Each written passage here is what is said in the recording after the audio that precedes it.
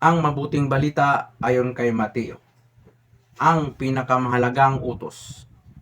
Nagtipon-tipon ang mga Parisiyo nang nabalitaan nilang napatahimik ni Jesus ang mga Saduseyo. Isa sa kanila na dalubhasa sa kautusan ang nagtanong kay Jesus upang subukin ito. Guro, alin po ang pinakamahalagang utos sa kautusan? Tanong niya. Sumagot si Jesus, ibigin mo ang Panginoon mong Diyos ng buong puso mo, buong kaluluwa mo, at buong pag-iisip mo. Ito ang pinakamahalagang utos. Ito naman ang pangalawa. Ibigin mo ang iyong kapwa gaya ng pag-ibig mo sa iyong sarili. Sa dalawang utos na ito, nakasalalay ang buong kautusan ni Moises at ang katuruan ng mga propeta, ang salita ng Diyos. Ang reflection ko dito, ang idea ko dito sa kasulatang ito, na ibigin mo ang ating Panginoong Diyos. Wala nang iba, kundi siya lamang ang dapat nating ibigin. Siya lamang ang ating lalapitan.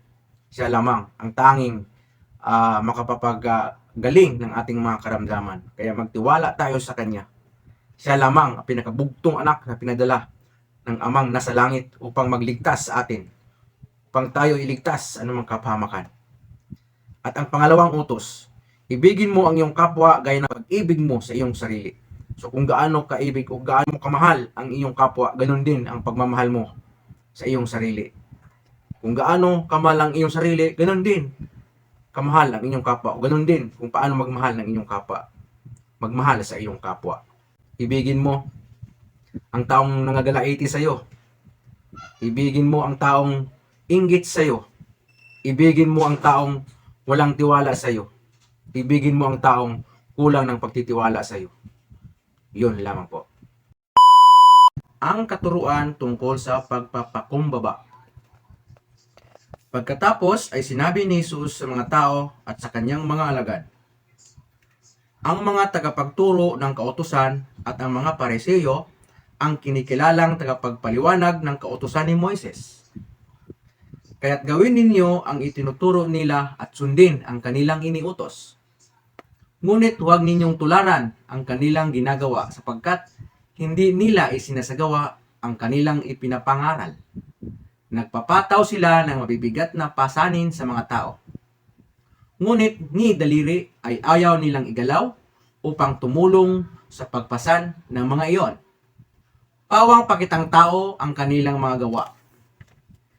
Nilalaparan nila ang mga lalagyan ng talata sa kanilang noo at braso.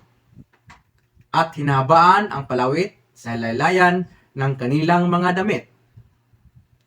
Ang nais nila ay ang mga upuang pandangal sa mga handaan at ang mga pangunahing upuan sa sinagoga. Gustong-gusto nilang binabati sila sa mga palengke at tawaging guro. Ngunit huwag kayong patawag na guro sapagkat iisa ang inyong guro. At kayong lahat ay magkakapatid. Huwag ninyong tawaging ama ang sino mang tao sa lupa sapagkat iisa ang iyong ama, ang Ama na nasa langit. Huwag kayong patawag na tagapagturo, sapagkat iisa ang inyong tagapagturo, ang Kristo. Ang pinakadakila sa inyo ay magiging lingkod ninyo. Ang nagmamataas ay ibababa, at ang nagpapakumbaba ay itataas. Ang salita ng Diyos. Ang reflection ko ito sa kasulatang ito, ito yung katuruan tungkol sa pagpapakumbaba. So, mas talagang okay, no? Mas maganda, mas kaaya-aya, mas lalapitan ka ng kapwa mo kapag ikaw ay may pagpakumbaba or humility sa iyong sarili. Ang humility or pagpakumbaba ay siyang asset mo. Siyang asset mo sa iyong pagkatao. Dapat hindi ka maging mapagmataas sa iyong kapwa. Or sabihin natin, medyo higher ka, high level ka or sa iyong pagkatao. Dapat huwag mo siyang ipagmayabang. Hayaan mo ang iyong nakapaligid ang siyang maghusga sa iyo. Iwasan ang magiging mapagmataas. At lagi nating tatandaan, iisa lang ang tagapagturo, iisa lang ang guro natin. ay si Kristo. Alam natin nakapaligid sa atin na akala mo kung sino makapag-utos, tapos hindi naman pala ginawa nila yung kanilang ibig sabihin hindi sa naging role model. Dapat pag nag-utos ka, role model ka, dapat gagawin mo kung anong inuutos, hindi yung nag-uutos ka tapos against pala doon sa inuutos mo, doon sa mga tao mo, doon sa mga alam mong under sa'yo.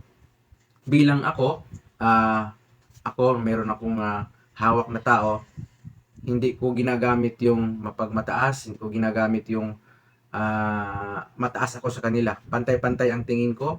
Pag ako'y nagkamali, tatanggapin ko at tanggapin ko rin ang kanilang mga suggestion, tanggapin ko rin ang kanilang mga rekomendasyon kung ito may nakabenefit sa lahat.